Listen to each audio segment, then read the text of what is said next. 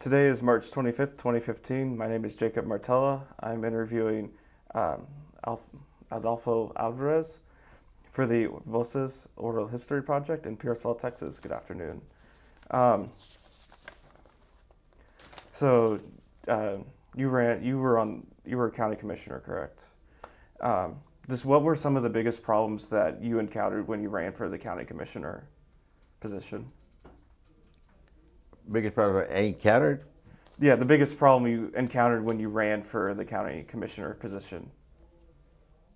Well, I still don't follow you. What were some of the biggest challenges that you had? Oh, big challenges. Oh, Sorry. Being Hispanic, number one. We were trying to kind of equalize the representation in the county, and even though we were the majority, the Hispanic majority, we were having a lot of problems because the system did not want to be changed for the better or for the best, and because we knew that it was not good for everybody, and that's what we set out to do. That we can all work together, but more or less on an equal playing field where your children and my children could play together and go to school, and could afford something to wear, blah blah blah. And it was hard to enter into a system like that because it's never been done before. But I had confidence in myself that I knew more or less how to go about it and get it done without too big of a problem. Of course, I did encounter that later on, but we overcame it. Uh, and then I was elected county commissioner in 1988, I think, 1990, yeah. Um, how did you get? You ran under the La Raza Unida party, correct? Pretty much. You ran under the. Were you a part of La Raza Unida? I was part of Russia, but I did not run under Russia. I ran on the Democratic Party. How did you get involved with La Raza Unida? Well, of course, it was common knowledge at that time that Raza was active, and what they were trying to do, same thing as everybody, trying to equalize and make a better future for everybody. And they came to me and they wanted me to help with whatever. And I said, well, right at the time, it was in the early 70s. I'm not available because I had 9 children, a big family to support, and I had just started auto parts business. And I told him, I said, I want to cement my business and be sure that I have my business going before I enter with you officially, because I'm going to get big repercussions that I know of. People are going to say, don't go trade with A&A because he's a Raza Unida. They kill people, they burn homes, they do this and that, which was all lies. And once I did that, that I got my business going, then I joined them and worked with them and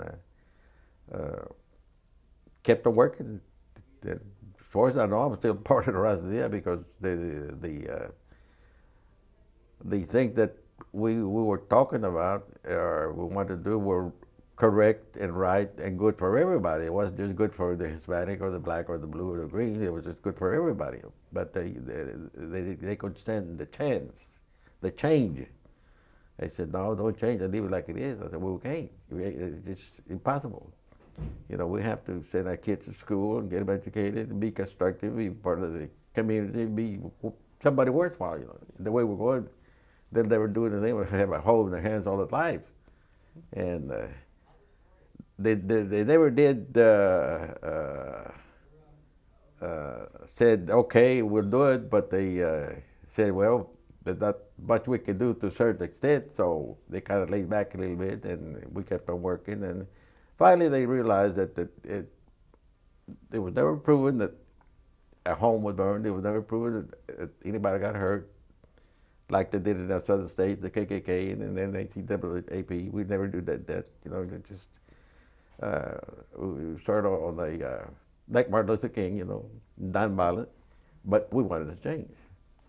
And in the process, we had problems, and some people got hurt, like Modesto Rodriguez. Modesto Rodriguez, one of the founders, and he did a good job, but he got hurt by TABC officers. One day he was trying to recruit people to vote and get them to vote, and henceforth he just died 3 days ago because of the same.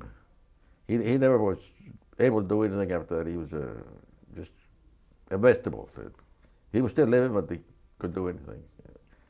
And then in my time, they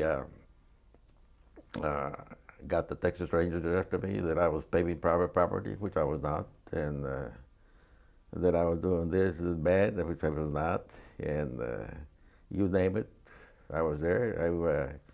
They arrested me one morning going into church at 6:30 in the morning, me and my wife. Constable came by, an Anglo constable, and he knew me. He said, "Could I talk to you?" Yeah. I said, "Get in." I said, "Okay."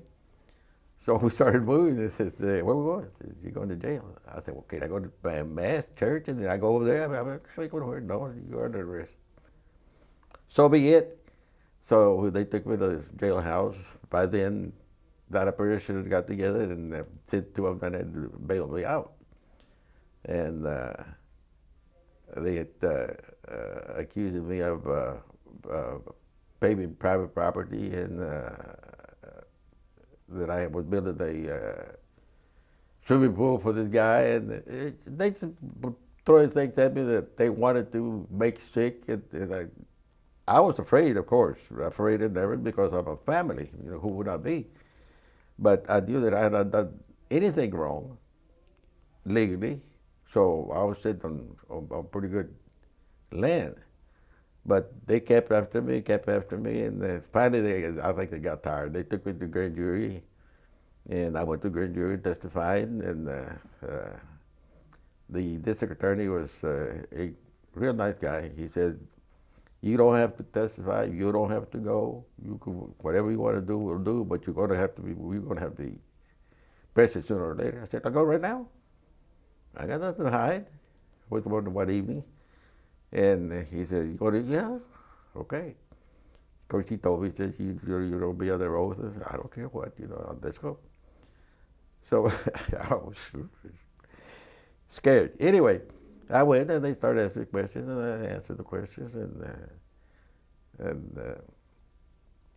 one young Anglo guy was there, and he started saying that I was paving private property or wherever. But the investigator for the DA said, "Did you see it?" I said, No, they just told me." I said, "Well, it's not going to work. I mean, you either did or you're not. You have to make up your mind, because you're on the road too." He said, "No, I didn't see it." So I said, "Oh, good." And then another lady stepped up and said, "Well, I don't know whatever he's doing down there. He's doing something good, because we've never had any paved streets down in that area, nothing but mud." I mean, he was an attorney's wife. Me and my husband go down there and drink beer and get all muddy, blah, blah, blah. I thought, "Oh, good deal." Finally, the DA said, "No, you can go." And things like that, just tried to stop me, because once they knew that they found out that I was not a force to be really scared of, but they knew that they could not stop it. They were not going to stop it, because I had laid my family in the front. I said, "Look, I'm doing this for you. I have to do it. Whatever happens, happens. But I have to send you to school so you can meet somebody," which I did. Out of 9, I have 7.5 with college degrees, and one was a 2-year college in San Antonio. Had it not been like that, I'd still be plowing fields and picking cotton and back and forth, and I was not about to do that. No, I was not about to do that, because it was not a life that any human could endure anymore. I mean, I just working the fields from sun up to sundown, and no shoes, no clothes, the house, no floor, no running water, no toilet, no electricity, you name it, they was not there. So it was just, I was really forced into doing all these things that I'm talking about, because there was no, I could not see the system saying, we're going to change and we're going to let you be what you want. So I said, well, we're just going to have to, go back and forth and see what happens. And I'm very glad that I've done what I did and what I've accomplished. But everything that I did was on the up and up within the law, and I never hurt anybody intentionally or unintentionally.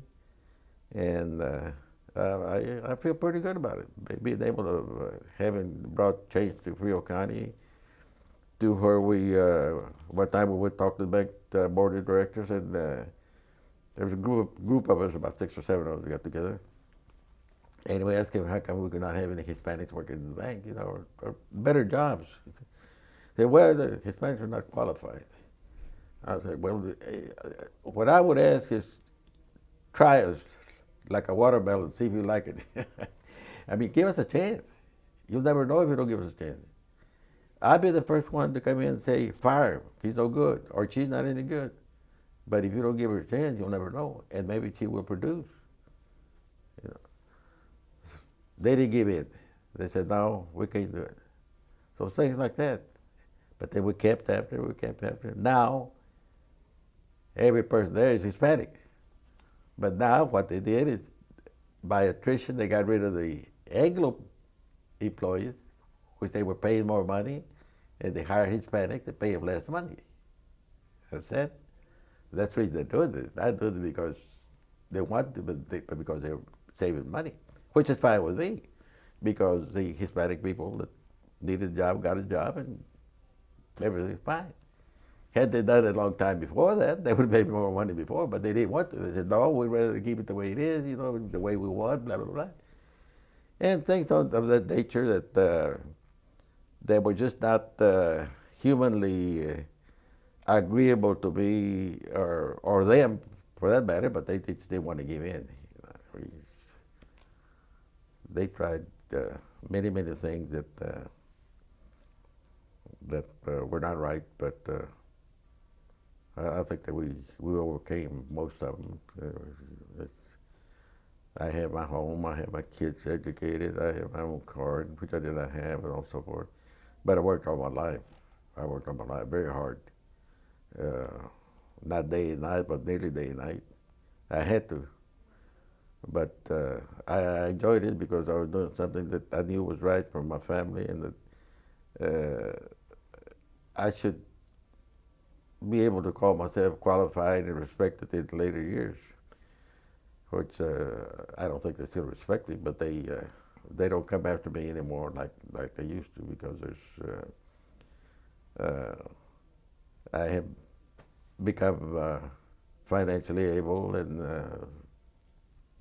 that's the name of the game. If you have money, you can do whatever you want, So at the end, I'm very happy for my involvement in Raza Unida and my involvement in all the political situations that we have here in Frio County, because back to what I said, that somebody had to do it. Somebody had to do it. Somebody that not say that you were bravado, you were a macho man or what. It was just something that you had to do. And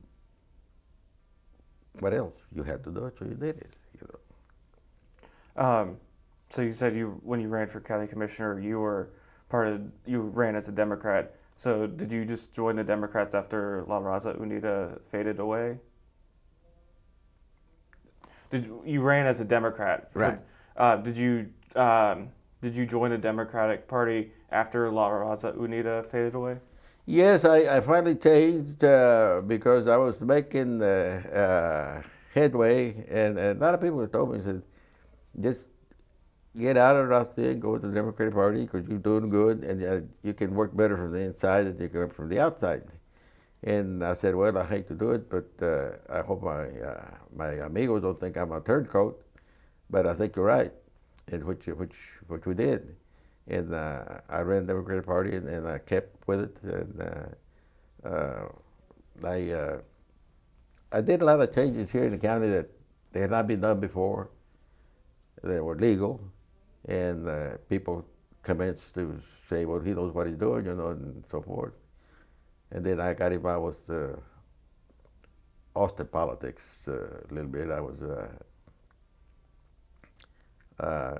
elected to Fort Worth, Texas, yeah, in 1992, I think, right, as a senatorial district committeeman, which encompasses the Democratic Party in certain areas, seven, 8 counties, whatever, whichever way it is.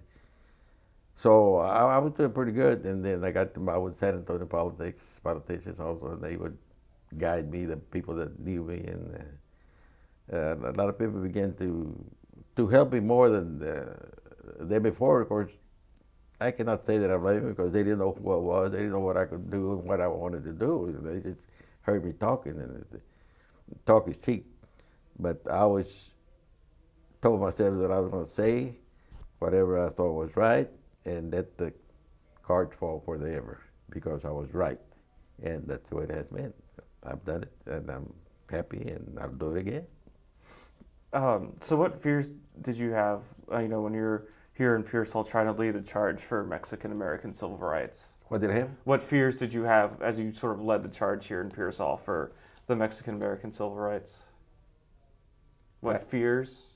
Did you have any fears, like worries, as you were helping lead the charge for Mexican American civil rights?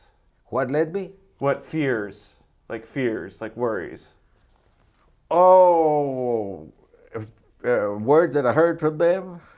Like fears, Fear. fears. Like, Well, the fear was always there that the Anglo people, some, had killed 2 Hispanics in this county before me, 5 or 10 years before. It was not known who did it, but everybody said it was Anglos. And certainly I had fear, yes. And it came to pass one day after I had started my auto part, maybe a year or so later, and an Anglo young man came over there was a car wash in front of my place.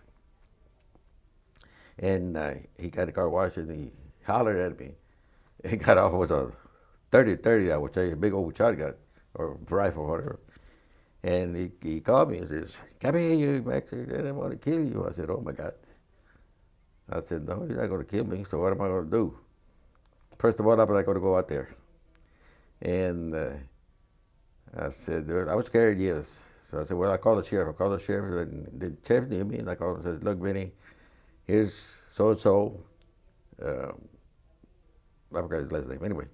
And he threatened to kill me. He said he wants to go out and he wants to kill me. But I'm going to tell you right now, I'm not going to go out, but if he comes into my store, I have a gun in my hand right now, which was not, and I'm going to kill him. He said, no, don't do that. Don't do that. Well, what do you want me to do? So he came over and read him off. So the guy that I was reading him says, well, you have to file charges on me because he may come back again. And I said, well, I wasn't too familiar with the legal profession. I said, no, forget it, you let it go. He said, no. So we went to the county attorney, and he said, well, he didn't do nothing to you. What do you want me to do? You want me to come with my guts in my hand, and then you can see that he did something to me? Well, no, but I just go on, So that was the end of that. It just go on, But as later years, as I learned, I said, my God, I should have proceeded and got justice, because what if he had killed me? Just because he was an Anglo, he had a rifle in his hand, And one time we were in a line to vote here in the school, right here in this school. My wife was taking people to vote, and she got here with people before 7. We knew that the boxes closed at 7, but the people who were in line had to be allowed to vote. We knew that. And here comes this big Anglo guy. Says, "What are you doing talking to people?" I said, "No, well, they just said, no, get out of here. I'm going to put you in jail." And they kept voting away because the ballot's already closed. No, they were here. I just got here. They were here before 7. They said, no, they were not, things like that. So somebody called me, so I had to come and get my wife. I said, "No, forget it." So I took her back. But had I not done that, they were taken to jail. How can you prove otherwise? Back then at that time. So then one time I was at the old West Side School at the West Side part of town. We were in line to vote. And it was before 7. And here comes the big Anglo guy and says, "Oh, you are Adolfo Alvarez?" I said, "Yes." I said, "Okay, I just want to see what you look like." I said, "Oh my God." And that's what happened. He left. But I was scared. You know, a big old guy, me a little old guy, he could have done whatever he wanted to, you know. But I guess he realized that he would get in trouble. But he the nerve just to come and see what he wants to see what I look like. I mean, I'm just trying to exercise my right as a citizen. That's all the people. I mean, give us a break. But they fought and fought and fought and fought. Unfortunately, now most of them have died or passing away. And I told them, I talked to them, I said, look, we don't want any problem. We don't want to do nothing wrong. We just want an even shake. We can do that. We can work together. It's easy. It's give and take. No, we're going to do it my way, or no way at all. I said, well, that's the way it is. That's the way it's going to be. So we kept on pushing and pushing to the school to my son, the lawyer, was held back 1 year because he was dumb. He was ignorant. He didn't know anything. And it so happened that one day I was giving a speech. I said, well, the person that was dumb and ignorant became to be a prominent lawyer. Everybody started laughing. But things like that. You know. My wife went and she wanted to fight, you know, that he wasn't dumb, and she knew that he wasn't dumb. And of course, he became a lawyer. But they would try anything within their grasp to keep us down or scare us or maybe move away. I don't know if anybody have moved away from the county because of that, like they did in Crystal City. But it was pretty bad, pretty rough. So you were born in Harlingen, right? So you came to Pearsall. You know, so how did you win over the locals, considering you were, you know, from a different sort of area? How did you win over since you were from Harlingen originally, how did you win over the locals here in Pearsall, since you were from, you know, a different sort of area of Texas? How did I what? Win over the locals. Like convince them that you were For one, I was I had little money, and I had field trucks. I was a supervisor. I had crew of hands working in the fields, cutting cabbage, carrots, or whatever. And then I got started with the church, active in the church, and they really, to me, appeared they hadn't seen anybody come in and be that. Probably some people came in and bought a house and built a house, whatever they lived. But I kept going here, kept going there. Everybody see me everywhere, and everything that I did, like I said, was in the law. So I guess they started saying, well, he's okay, you know. So then they told me, you need to run for a county commissioner. I said, I got work to do. Finally, they convinced me. I said, well, okay, I'll run for county commissioner. And I won. But I was county commissioner 16 years, and they allowed me to buy my 2 years in the Army, which was 18. So I retired with 18 years of service. I became pretty popular. I became president of the school council. I became commander of our VFW post. I'm a combat veteran, not just a veteran. That's what this signifies. And the post, the VFW post, Veterans of Foreign Wars, which means you can only be a member if you went to fight. Make it clear. And they wanted me to be the commander. I said, well, I got too many pots in the fire. But anyway, I said, yeah, I'll do it. So I became commander, and I told them, within a year, we're going to have a new building. We had a little shack. just remind me. And I got after them, the members that we had, and they all agreed. They all started to work all the weekends, and every time we had a chance, we built a building 40 by 60 for the community to use for weddings, quinceañeras, blah, blah, blah. We did not have. And then finally they recognized me as a leader, a true leader. You know, that I've been convicted of anything, the crime, and I had not done anything wrong per se, you know.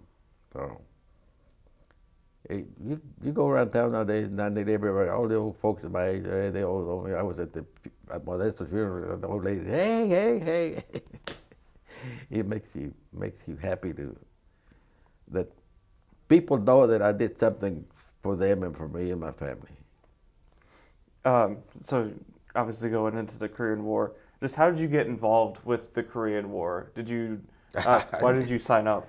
I got drafted. Oh, draft. Okay. I finished high school in 1950, in May. And in June, I got a letter from Uncle Sam. He said, we like you very much. Yeah.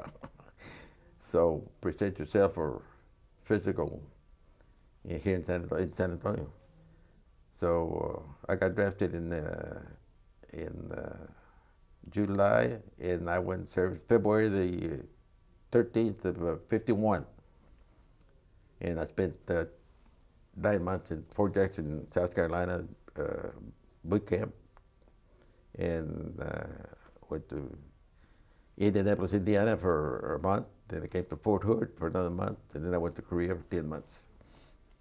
Just what was life like when you went over to Korea? I mean, what was the daily life there for a soldier fighting in the Korean War? Well, somebody asked me the other day, says, what did Korea look like? I said, I don't know.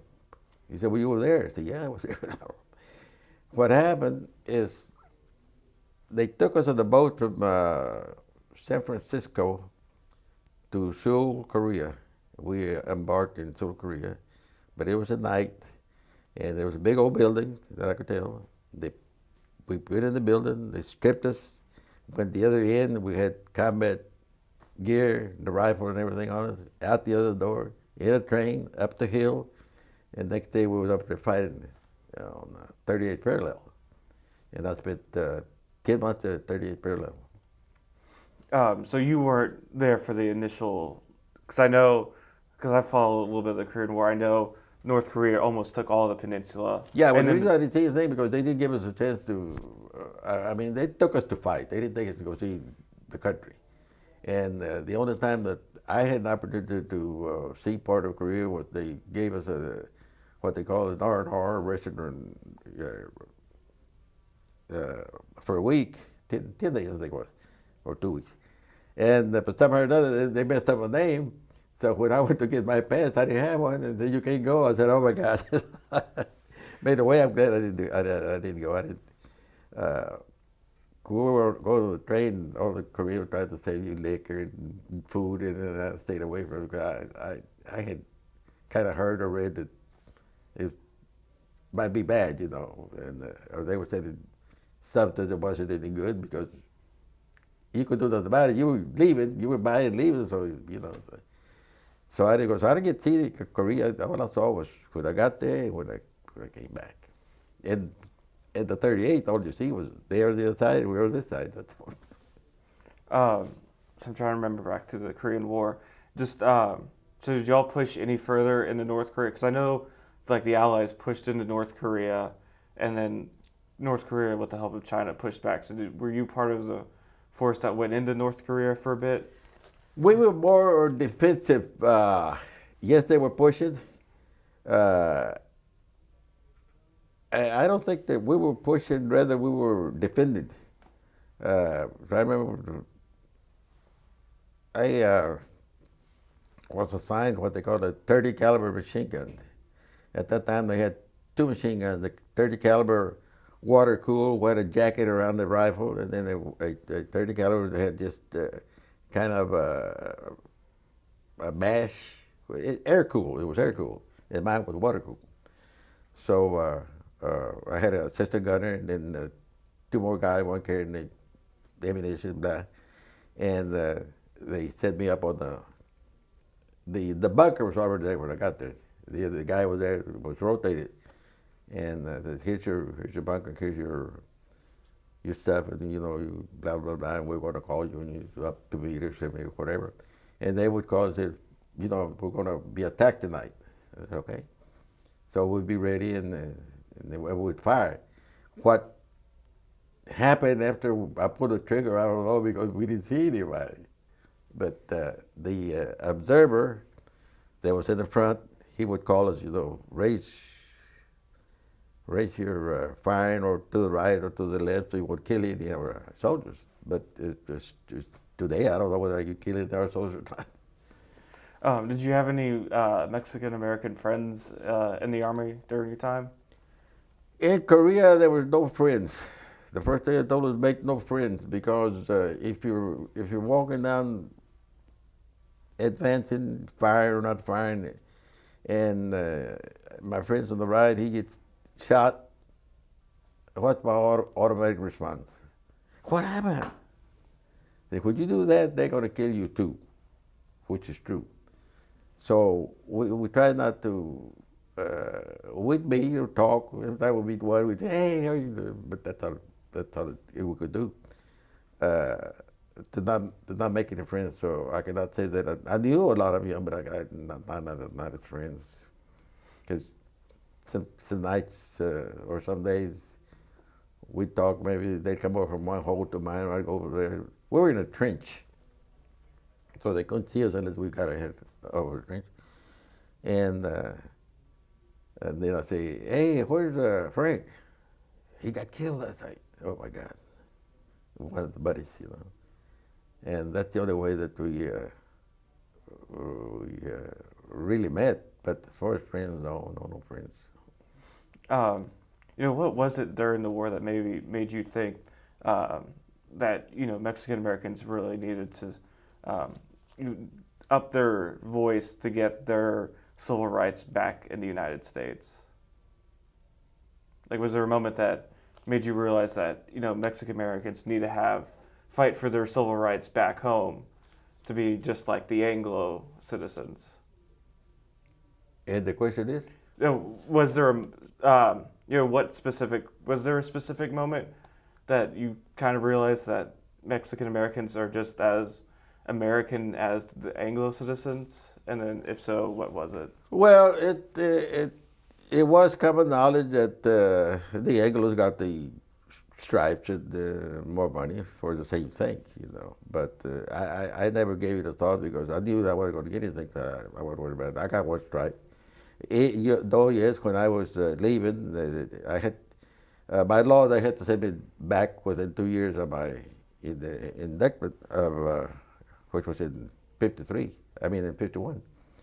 So by February 23rd, I had to be back in the States. The sergeant came by and says, look, Alvarez, we're going to give you $1,000. We're going to give you those stripes so you can stay with it, because you're a good gunner and blah, blah, blah. You ain't giving this Mexican boy anything. This Mexican boy going back to South Texas, my friend. Bye. But they did, at least I didn't expect any promotions, because I knew I was going to get it. And I really didn't care. All I cared about was take care of myself and whatever I could do to take care of the others, our other allies. But when you're up there on the line, you just live day by day, and you hope that you're going to be there the next day. And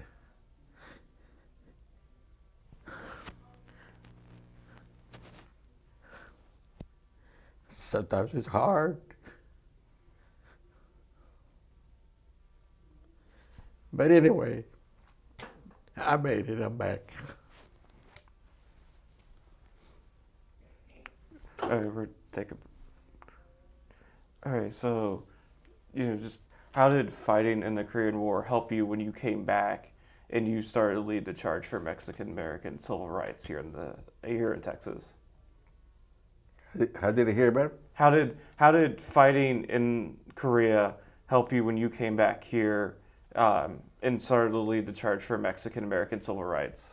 Well, I I remember that it came to my mind that I said to myself, if I make it back, I'm going to make a difference. I'm going to go back and I'm going to start doing something to better our people, the Hispanic people. Uh, you're up there and you're thinking and you say, well, you know, why am I here? If I'm not wanted, if I can be treated fairly, why should I get killed? You know, that's what it amounted to. When you go to war, you don't know whether you're going to come back or not. So what are you fighting for? You're going to get killed for what? For nothing? But of course you couldn't do nothing about it. You were drafted. That's the law. You had to go. So I said, well, if I make it back, I'm gonna not raise hell, but I'm gonna do something constructive that this would not be in vain. That I was here 10 months and it was not in vain. That I made it back, and I thank the Lord. And I'm gonna do something, and I did. I'm very happy. Of course, I will say that if my family would not be behind me, I would not have completed what I started or what I wanted to do. But they're all behind me. As you noticed last night, there's a lot of my family, they come in from the other part. They say, we want to do this, we want to help you. And my wife suffered a lot because of that. And she was really scared. You know, of course, women are scared more easily. And well, one night, or one day in a bar, this Anglo kind of, you know, I said, no, not no more. They all kind of by the neck. And of course they put me out. But that night, they went to my house, 3 or 4 cars, I don't know how many. And they were shouting, and they had guns, they wanted me to go out of the house. I said, oh my God. And this is true, there's no lie. And then my wife got hysterical, you know. So I said, no, just go back and put the kids under the bed and just stay there and don't worry about it. So I had to pick up the phone again and call the cops and said, look, these guys are trying to kill me. But if they step on my yard, I'm going to start shooting. I got 3 rifles in my hand right now. One on top of each side and one in my hand. And they're fully loaded and blah, blah, blah.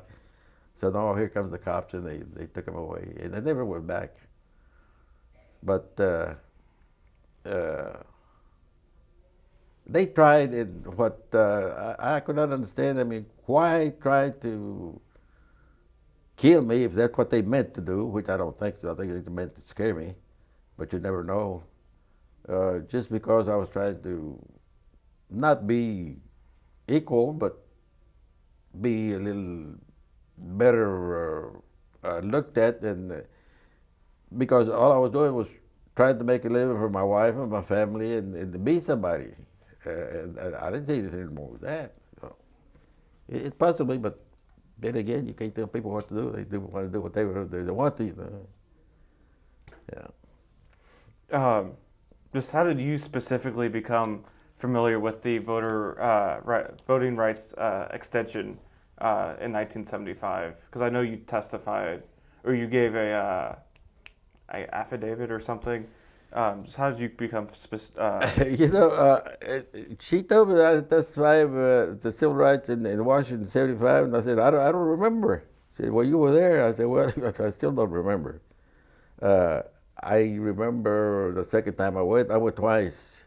But the second time I went to with the Ed Richards, the governor then sent me for the wellness of the age and the viejitos, the old people.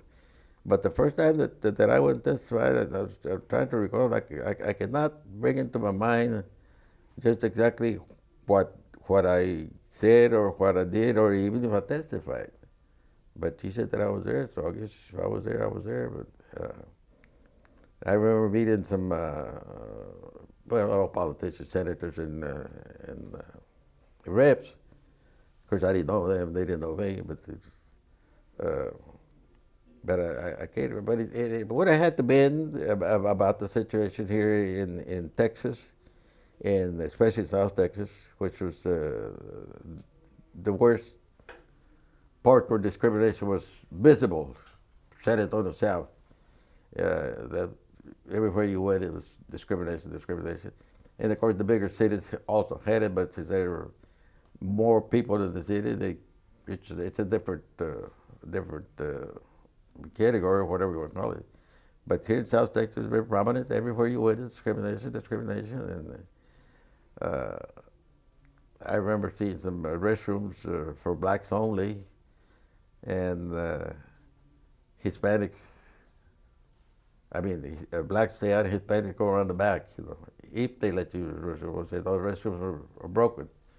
One time we were heading up to West Texas, Big Cotton, and we stopped in Menard, and I was a crew leader, and everybody was hungry, so I said, well, it's time people get hamburgers, something on the highway.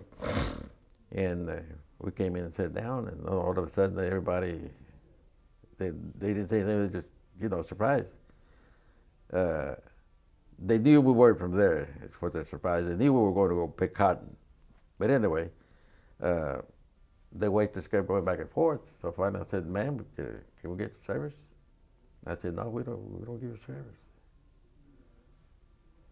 Why not? I said, we don't serve Mexicans. I remember I said, ma'am, I don't want a Mexican, I want a hamburger, I'm hungry. He said, get out of here. So we would go around the back by the restrooms, and then they would serve us there to go. But it was, I don't know. But that was, we went up to Lubbock. Lubbock was bad. Lubbock was bad at the theaters. They had, if you're black, stay back. If you're brown, stay around. If you're white, you're all right. That's the way the signs read, So I didn't go. I said, I don't want to be troubled over here or anywhere. I would just go get groceries or maybe see a doctor or maybe my kid or whatever. But we go back to the cotton gin where we were stationed because it was bad and rough. Maggie also told me that you, Andy Hernandez, was sort of someone you, I guess, idolized or looked up to. So how influential was Andy Hernandez to you? I don't follow you. How influential was Andy Hernandez to you? Well, I think that was during the Raza Unida days, or right after. No, it had to be right after, I think. Anyway, they had, or I had heard or read in the paper about the Southwest voter registration education. It was Willie Velasquez was, I think at that time, Andy was working for Willie in San Antonio, and one day in the LULAC meeting, I became a LULAC member. Stop. Yeah. All right, continue. Okay. Either Andy came to me or I spoke to him. Would be involved me. He said, "Where you from?" "I'm from Pearsall." "Oh yeah. Well, and he says, I think he said, "We're thinking about going to your area. We have this programs or whatever where you can maybe register people to vote or ask them to go vote or whatever." Blah, blah, blah. So we're going to go by there. We're going to go to Pearsall and talk to you and see if you want to help us down there. And I said, "Yeah, I'm going to do anything we can do to advance the betterment. I'm there with you." And from there, we went to San Antonio, and they had training like you all have here, and they taught us what to do, what not to do, and they strictly told us that when no violence, it's all non-violent, and when you do something, if it's confrontational, just stay away from it, just leave, go somewhere else. And but what you're doing is legal, and it has to be done to. If you want to get ahead and be something constructive, help the people in the community, your friends or whatever, we can help you out. So I think they allowed some, I think my wife was in charge of the program. They allowed you $1,000, $1,500 to buy mail and stamps and whatever it was, and we would have to put the legs, to work on the streets and blah blah blah. Yeah. And what did you learn from Andy Hernandez that helped you lead the movement here in Pearsall? What did you learn from Hernandez that helped you lead the movement here? Well, I guess we learned everything that we could from that had to do with the political process, mostly in arresting people, empowering people, and like I said, no confrontational, just ask them if they want to vote. If they want to arrested, right? Not, we'll just go somewhere else. And if they want to start a fracas, don't do it. Stay away from them. And that's all we're saying. These programs are for people to do the right thing for the right purpose, which is empowerment of the people, so they can have the opportunity to vote for a person of their choice. Andy was a good man. He is a good man, and he knew what he was doing. Of course, Willie Velasquez was tops. He was superb. Willie, we lost him at an early age. He did real good. I went to one meeting in Austin with them, and I don't recall just exactly what, but we were having lunch at the it's not the White House. What do you call it? White Castle? The governor's mansion. Governor's mansion. Oh. And I said, Lord be with me. Yeah.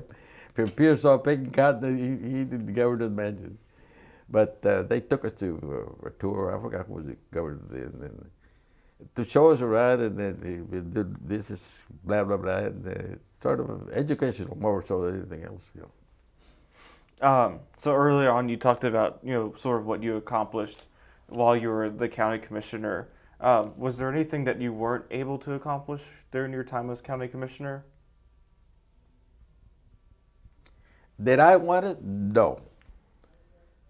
What I wanted to was to be able to see that the Hispanic people had the opportunity to participate in the political system, and I accomplished that because we went from no Hispanic officials to now nearly 85% of the officials are Hispanic. So, of course, that also came into fruition because of the changing population. There's more Hispanic now that they're wearing.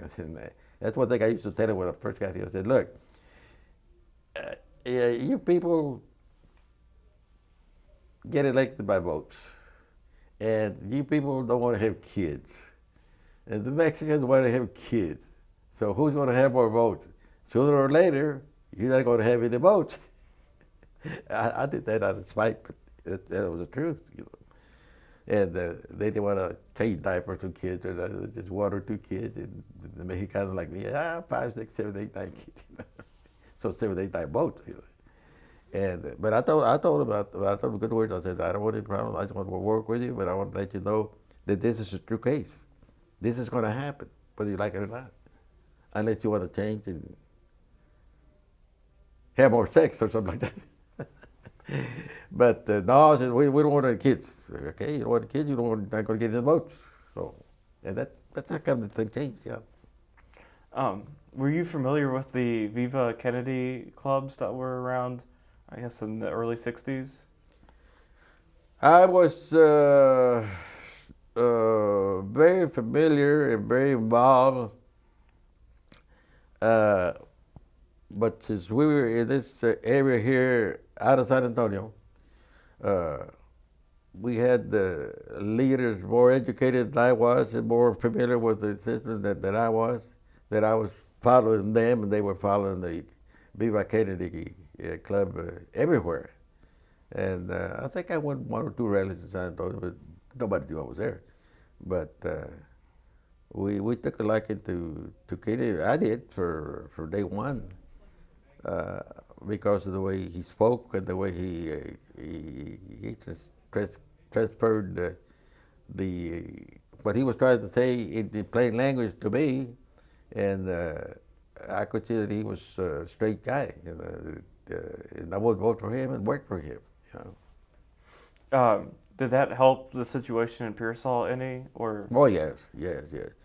I think this is known that Kennedy was loved everywhere, everywhere, and this rural areas were somehow or another.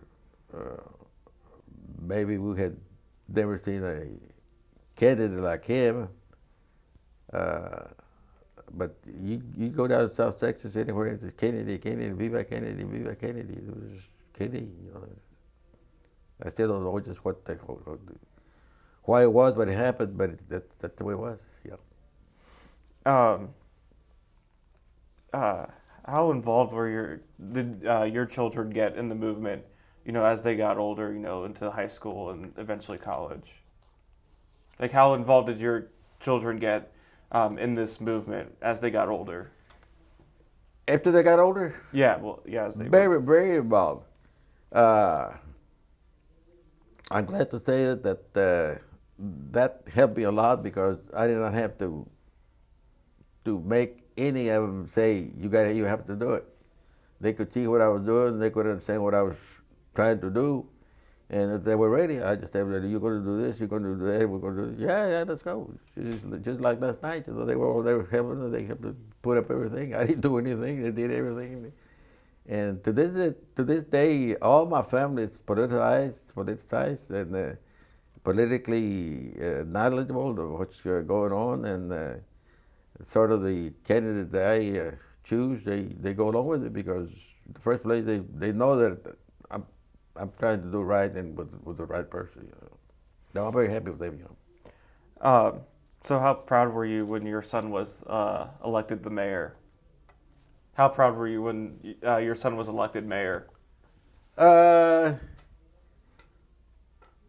Proud, no more than normal, I would say. Even though I should say, because the guy is educated, plus one, and he's a guy charisma.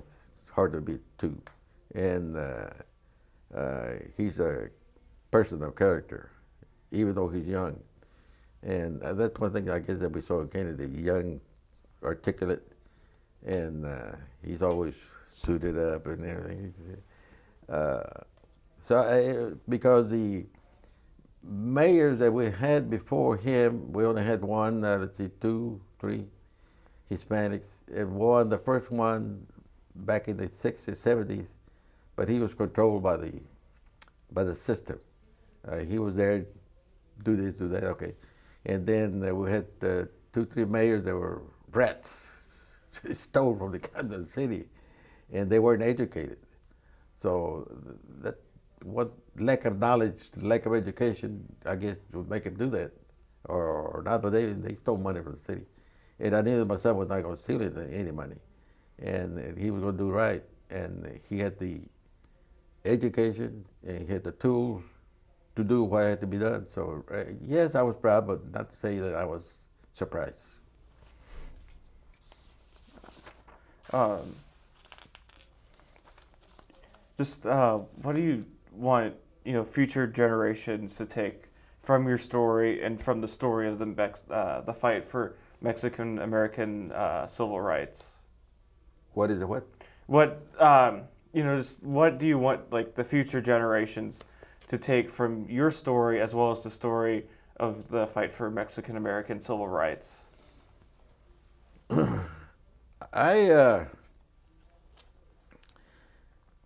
one thing that I would like to really focus on is that every person alive anywhere should be involved in the political world because that's where things are made, that's where things are changed. But you have to be real careful in selecting who is going to try to do it. Because if you're not, you're going back to square one, and you don't want to do that. You don't want, just because he's your brother, you're going to vote for him? No. Just because he's your friend, you're going to vote for him? No. You're going to vote for the person that's qualified, that has education, because he's going to help himself, he's going to help you, and he's going to help others.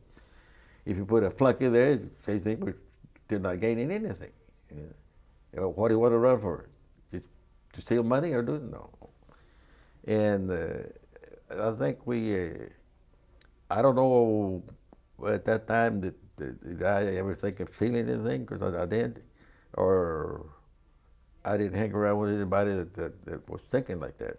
I would not tell him, and I would just say, well, I'm busy, or I can't help you. I didn't want to be part of anything that I would be ashamed of, or my family. You shame your family, that's no good. That's never any good. And just be focused on the truth and perseverance, and you will get healthy. I'm not sure. Is there a technical term for what you have? I guess the little hat thing that you have on your belt. What is that called? Or is it just a hat? Is what? Yeah. Or can you just talk a little bit about what you have right there? Oh, these are just awards. This is the only one I'm proud of. That's my combat infantry badges. That's only veterans that go into combat can earn it. These are just awards for leadership or whatever. I'm a life member. I was the first life member in here about 40 years ago. And these are just... How were you awarded that combat award? Was it anything specific that you did that you got that award for, or was it just sort of just general being out? This one? Yeah. No, this is issued by the government. When you leave the Army and have been in combat, they give it to you. No veteran can wear it unless he's a combat veteran. Okay. Combat, not just a veteran. So do you have just any other thoughts about, your life and the, Mexican-American civil rights movement? Do you have just any other thoughts that you would like to share? Or? No, not really. I'm proud of what I did. I'm proud of what I and my family accomplished, because we tried to do it the right way, the legal way, and in the sort of harmonious atmosphere. And we advanced this area, this town, not only through my family, but family like Modesto Rodriguez, several families that were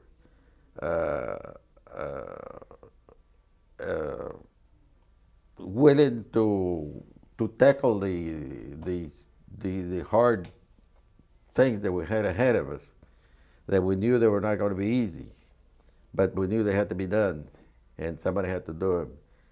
But not everybody could afford to do it, because most of the people who were poor people, they lived day by day and very measly. And so Modesto family had a little money, and I had less money. But anyway, I would say that the way we went about it finally paid off. Although Raza Unida started, they got accused of anything, but nothing was ever proven, because as far as I know, nothing was ever done wrong. Oh, it was a fight, or whatever, but not legally to really say that they were fighting like that. Discussions, arguments. We plenty of those. But no, I don't know what else I could add. Just say that I did it my way. All right. Thank you very much.